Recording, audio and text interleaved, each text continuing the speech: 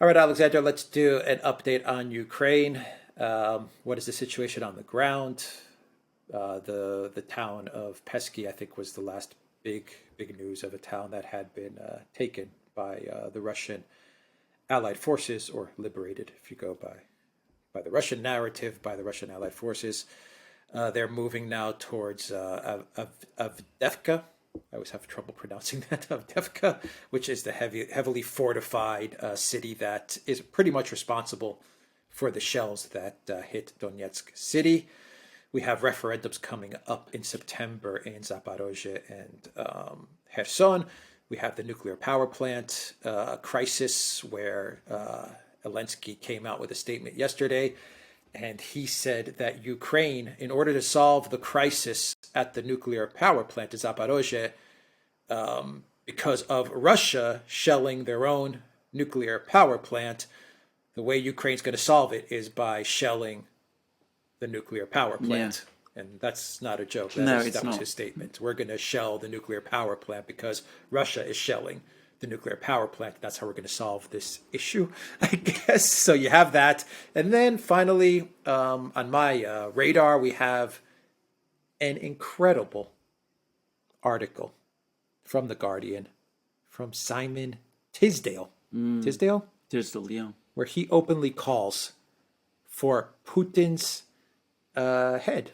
Yeah. He says, we have to take Putin out. Yeah. We have to arrest him. We have to take him down, were his exact words. And taken down can be interpreted in many different ways. But throughout the article, he was pretty much saying that what we have to do now is get regime change in Russia by any means possible. Yeah. I think an admission from The Guardian and from Tisdale that they have lost outright all aspects of this conflict, and all they have left at this moment in time is to go after the Russian president. I completely agree with you, and I think you summarized the situation extremely well, if I may say. Briefly, I think perhaps the single biggest thing about the conflict in Ukraine is what hasn't happened. I mean, remember, we were hearing for weeks about this great Kherson counteroffensive when we were in Athens. We did that program together in which we talked about, was it Podolyak or whatever his name was, the advisor, Zelensky's advisor, who was saying it was all a psychological operation. Now we've had articles from the London Review of Books, from the Washington Post, saying, it doesn't look as if there's any preparation for a Ukrainian counteroffensive. And this morning, I saw that The Economist, which is perhaps, and against very tough opposition, the single most hardline anti-Putin news outlet in Britain, is also now skeptical, becoming increasingly skeptical about whether there will ever be a Kherson counteroffensive. I'm going to assume from this point on that there is never going to be a Kherson counteroffensive. And I suspect, I hope, I predict this is probably the last time we're going to talk about it. Though I can't say that for definite. So what you say is you've summed up the situation very well. We see major Russian advances opposite Donetsk. Avdiivka is now obviously the main target area.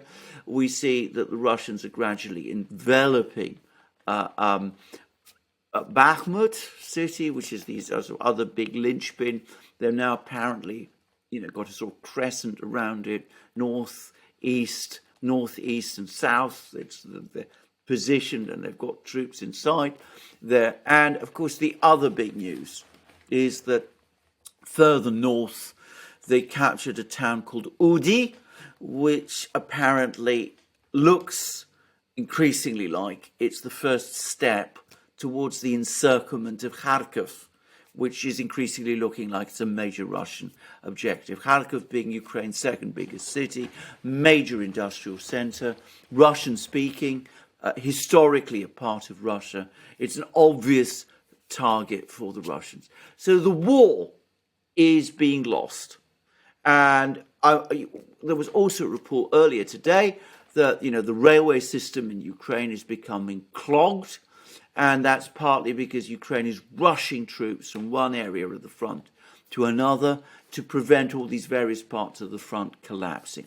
So the war is clearly being lost. We're getting increasingly bizarre statements from Zelensky. For those who don't know, he addresses the Ukrainian people every day on television. He does these broadcasts which are becoming increasingly bizarre. So we have these attacks on the nuclear power station, which are reckless to an extraordinary degree.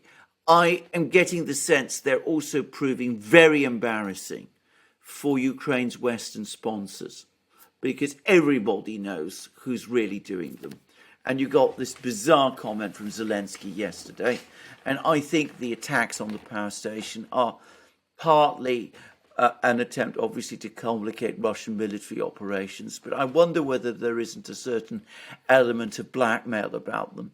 You keep sending the arms, keep sending the money, because if you don't, we're going to do something really desperate and really bad, because we are visibly losing the war. And you are getting the neocons and the neoliberals, and Simon Tisdall is very much one of the neoliberals. They see the writing is on the wall in Ukraine, and they're coming up with these crazy ideas. And this article by Simon Tisdall was just off the, it was just off the scale. I mean, it was dropping all kinds of hints about how Putin should be taken out without actually spelling them out. But, it suggested kidnapping, it suggested other even more extreme things which, to be straightforward about it, no government should ever even consider doing. And I hope no Western government will.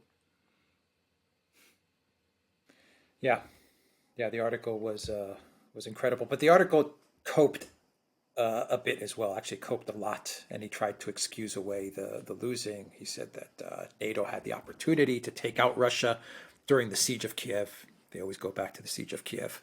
They had the opportunity during the siege of Kiev. NATO could have put boots on the ground as well. Boris, he was talking a lot, but he didn't get involved militarily. Liz Truss is now talking a lot, but she won't put boots on the ground. I mean, he was actively campaigning for some sort of NATO intervention without realizing that NATO was never going to get involved because NATO would have lost the war. Yeah, absolutely. And I think that's the difference, that a lot of analysts and a lot of people that even criticize us have not completely understood the difference as to how Russia sees what's going on in Ukraine and how the collective West sees it. Because the collective West believes, maybe rightly so, that this is a war. Russia believes, maybe rightly so, maybe wrong, that this is a special military operation. To this day, Russia has still not declared war. And people just gloss over that, nor is Russia using the full force of their military to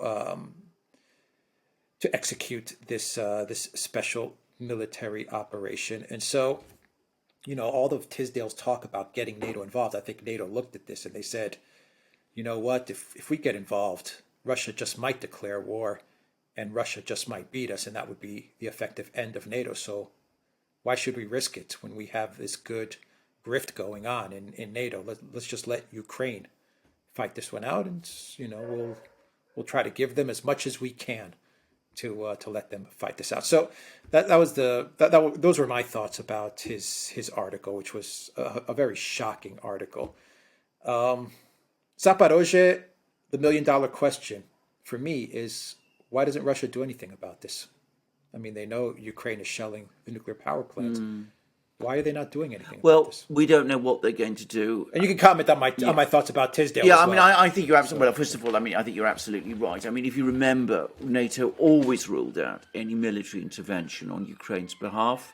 I think for pretty much the reasons that you said. I mean, they realised that in a conflict in Ukraine against the Russian military, they would lose. And I that is something I know a lot of people will take issue with, but I've absolutely no doubt about it. When you talk about a special military operation, which is what the Russians are waging in Ukraine, the guesstimate I've seen is that Russia has committed between 10 and 15% of its armed forces to the Ukraine operation. In other words, Did you say 15? 10 5? to 10 to 1-5. That's so they've got 90 to 85% of their military forces still in reserve, and that doesn't, of course, include their nuclear forces or their, the stronger part of their fleet or most of their air force. I mean, their air force has played a marginal role in this war. So, I mean, and they're still winning with this relatively small force, which perhaps numbers 100,000 to 200,000 men. People, you get varying numbers, but whatever it is, they're still winning against the Ukrainian army, which, according to Ukrainian officials, they have 1 million men under arms. That's almost certainly an exaggeration, but let's say it's 500,000 or 300,000. It outnumbers the Russians, and of course it has all this Western weaponry, and yet it is still losing. So in that kind of situation, how can the West hope to win in an all-out war with Russia in Ukraine? Bear in mind, I mean, there was this. I mean, you did this video on your channel about the fact that Ukraine is running out of HIMARS ammunition, that its stocks of ammunition for its HIMARS missiles are running down, and apparently Ukraine was allocated around 1/3 of the total stockpile, US stockpile of HIMARS ammunition. So how can you sustain a war against a Russian military which, with 10 to 15% of its forces, is still able to win, however gradually, however incrementally, a war against that? If you send NATO into Ukraine, you wouldn't be facing 100, 150, 200,000 Russian troops there. You'd be facing 1 million Russian troops. And no NATO forces, NATO is not going to do that under any circumstances. Risk defeat and possible nuclear war as well. So that was never an option. So Tisdall is just talking nonsense about suggesting that, NATO could have done those things. And of course, he's now losing his mind, in my opinion, by coming up with ever more extreme solutions. But I don't think he's unique. I mean, I follow the neocons and the neoliberals very, very, very closely. And you can see that hysteria is not the wrong word. Their hysteria is intensifying. And of course, the real danger is that once this war is lost in Ukraine, which it will be, what they will come up with is the narrative that we didn't do enough, that next time when we're in a conflict like this, we must escalate even further. We must start and we must involve our forces in a war even more.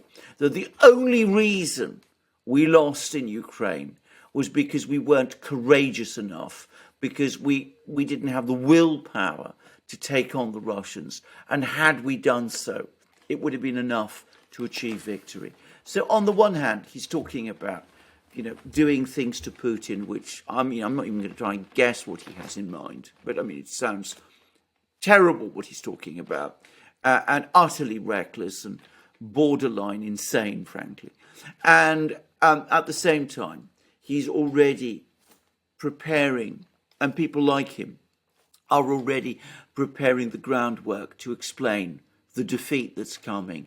They're going to say it wasn't because we started this war. It wasn't because we took all the wrong decisions before this war, expanding NATO eastwards, doing all the things that we did, rejecting the Minsk agreement. It wasn't because of that. It's because instead of fighting the Russians in Ukraine and prevailing against them, as we could have done, Tisdall talks about a shock and awe kind of operation, like the one that the US launched against Saddam Hussein's forces, as if Russia is comparable to Saddam Hussein's Iraq. But anyway, that's, instead of doing something like that, we stood from the sidelines, we didn't provide Ukraine with the kind of resources it needed, and that's why we lost. So next time, we must go in much more aggressively, much more forcefully. We must, fight them, fight the other side in every possible way that we can. We must take the gloves off. And you can see where that kind of language and that kind of rhetoric could lead.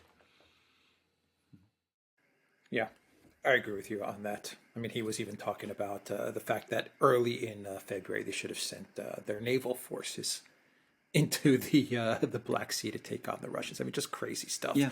Putting boots on the ground and stuff like that. He's coping. He's coping hard. Why is Russia, to wrap up the video, why is Russia not doing anything about the power plant? Or maybe they are behind the scenes, but why aren't they doing anything in daylight where we could see? I mean, a lot of people are asking that question. If they know that Ukraine is shelling the power plant, and they may even know where this attack is coming from, why are the Russians not doing anything about it? I think that is often the way with the Russians, because they step back and think about it. Now, there was a meeting of the Russian Security Council the day before yesterday. That's the top decision-making body in Russia. And the Russians provided no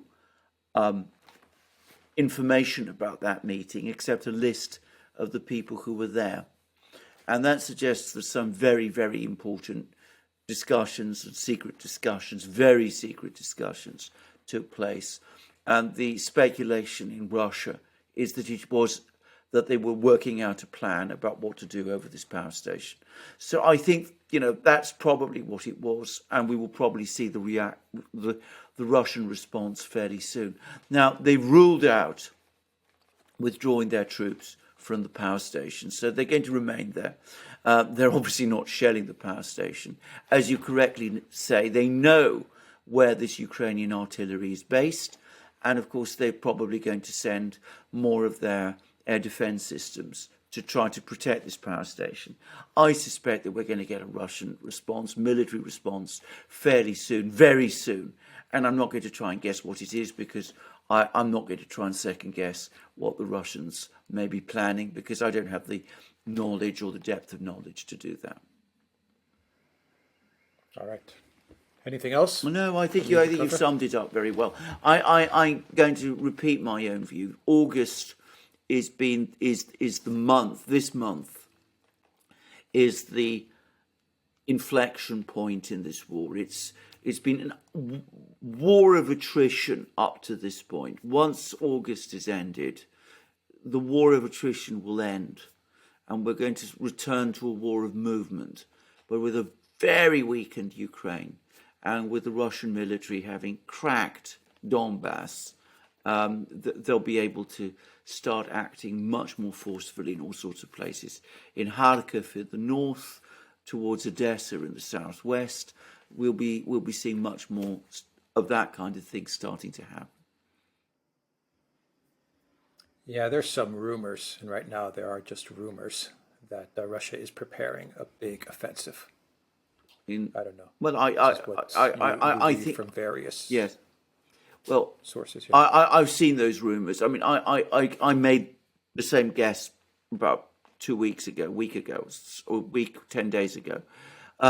So you always have to be very careful when you hear rumors which appear to corroborate your guesses. The danger is that you assume, therefore, that those rumors must be true.